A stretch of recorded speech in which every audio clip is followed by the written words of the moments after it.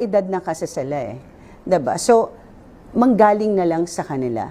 Dahil hindi naman na ako para manguna sa ganitong mga sitwasyon. Kung ano yung nakikita ko sa anak ko na masaya siya, masaya na rin ako bilang nanay niya. Mas na-meet mo na ba si Kyla? Yes. Kamusta?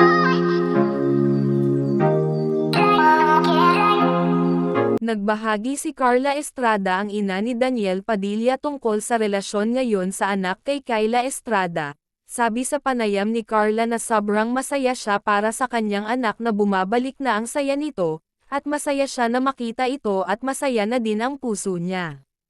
Sabi pa ni Carla na kilala na niya si Kyla noon pa, dahil lagi na silang nagbabonding kasama ang ina nito na si Janice de Belen, at pati ang ama ni Kyla na si John Estrada. Kumbaga kilala na nila ang isa't isa bago pa man maging official na magkasintahan ang dalawa. Kung nagtataka kayo kung bakit pareho ang last name ng ina ni Daniel Padilla at Kyla Estrada, ay linawin natin yan.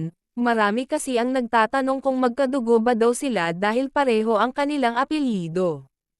Ang sagot po ay hindi, dahil hindi totoo ang Carla Estrada ang apelyido ng ina ni Daniel, dahil ang totoong apelyido niya ay Ford, Carla Ford. Ang Carla Estrada ay ginamit lamang ng ito ay mag-showbiz, so ibig sabihin hindi sila magkadugo. Isa pang trending ang rumored romance sa pagitan ni Daniel at Kyla, na ilang beses nang spotted ang dalawa. Nasa edad na kasi sila eh. 'Di ba? So, manggaling na lang sa kanila. Dahil hindi naman na ako para manguna.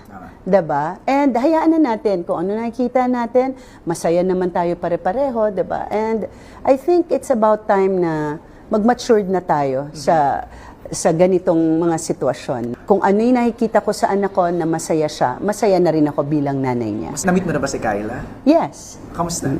Matagal ko na nami-meet si Kyla because we're very close. Me and Ate Janice are friends. Also, John. Looking forward na